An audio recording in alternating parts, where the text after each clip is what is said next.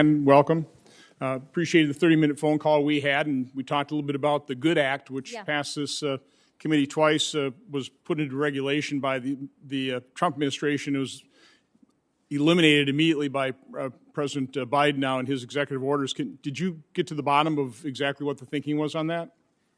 So, Senator, as a nominee, I wasn't part of the process, and we did discuss what was behind it. I haven't been able to discern that. Okay.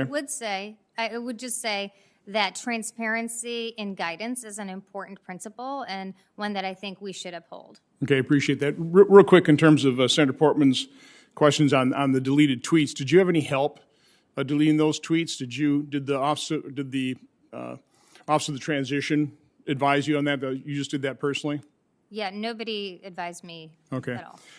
As director of OMB, speaking of regulations in the Administrative Procedures Act, do you believe it's the responsibility of the director of OMB to ensure that the Administrative Procedure Act is followed with new regulations being implemented? Yeah, it is my belief that they should follow the APA. Okay. Because this is the Committee on Homeland Security and Government Affairs, we did an awful lot of oversight on the border and the crisis we have had really since I would consider DACA was passed. DACA was ruled by the Supreme Court as violating the Administrative Procedures Act, and it hasn't gone well ever since. I've got a chart here I'd like to provide just a quick little history lesson before I ask you a couple questions. Prior to the implementation of DACA, we were probably averaging 2,000 to 3,000 unaccompanied children coming across the border illegally and being apprehended per year. It took a while for the coyotes to communicate that the policy had changed in the U.S., but I believe DACA was the catalyst that created what President Obama referred to in 2014, the first peak here, as a humanitarian crisis. That was the time frame, by the way, when then Deputy Secretary Mayorkas was instrumental not only in forming DACA, but also setting up the facility at McAllen, Texas, that had the chain link fences that folks on the other side of the aisle always refer to as cages. That was done in the Obama administration. That humanitarian crisis caused the Obama administration to do things like family detention, and it worked. You can tell the illegal immigration came down in terms of unaccompanied children in red and family units in blue.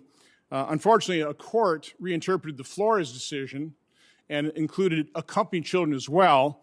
Again, it takes a little while for that to be communicated to the coyotes, and we ended up with a further surge. President Trump got elected in 2017, dedicated to controlling the border, and the border, again, we had far fewer people coming into this country being apprehended, coming in here illegally. But again, when people took President Trump to court and his actions to secure the border proved he was unable to really implement those things, we end up with a crisis, far greater crisis, culminating in May of 2019, where we had more than 3,000 people, unaccompanied children and family units, come across the border illegally and being apprehended. They basically turned themselves in per day. That's a caravan per day. You throw in single adults, is over 4,000 people per day. But then the Trump administration enacted policies, including building the fence, MPP, and you can see prior to COVID hitting, we were getting the border back under control, which I personally think is a good thing. I appreciate your story. I appreciate legal immigration. It's made this country strong. We can't have illegal immigration, certainly not at these levels. So I think my question is, now that President Biden is in the midst of a massive number of executive orders, some of them affecting the border, one of them is suspending or potentially canceling the contracts on building the fence. But let me give you a quick history lesson on this. The Secure Fence Act was passed in 2006. It passed the Senate by a vote margin of 80 to 19. Among the 26 Democrat senators that voted for it were then Senator Obama, Biden, Clinton, now current Senator Schumer, Feinstein, Carper, Wyden. That fence called for 700 miles, or that act called for 700 miles of double-layer fencing. In the end, only 36 miles of double-layer fencing. The rest was vehicle barriers. It was basically a sieve, which allowed that type of crisis to occur. President Trump and we appropriated about 700 miles of fencing. We built 450.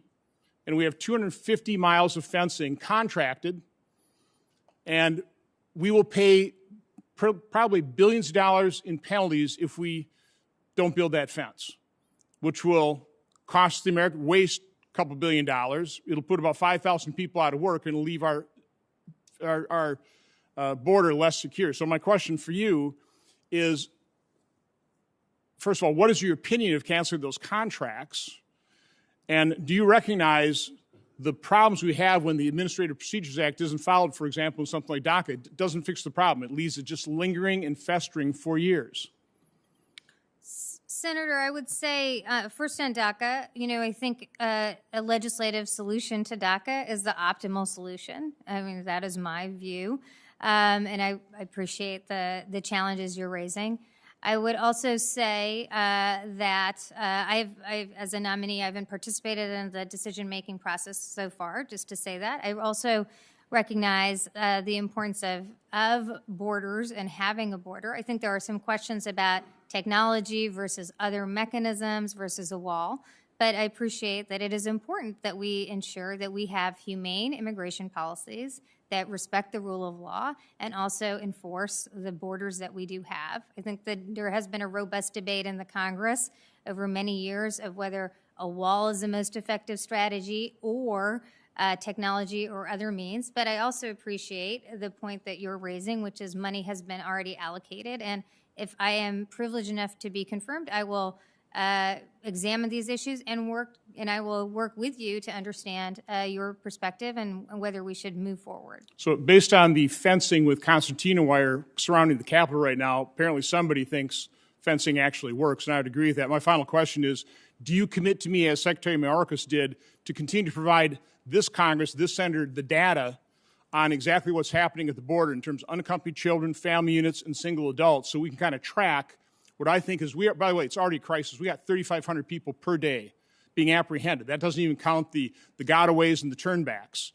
This is going to be a growing crisis and another disaster based on, again, no deportations. We're not going to build the wall. The signal to the coyotes and the people in Central America is, come on into America, because there will be no consequences for coming to this country illegally.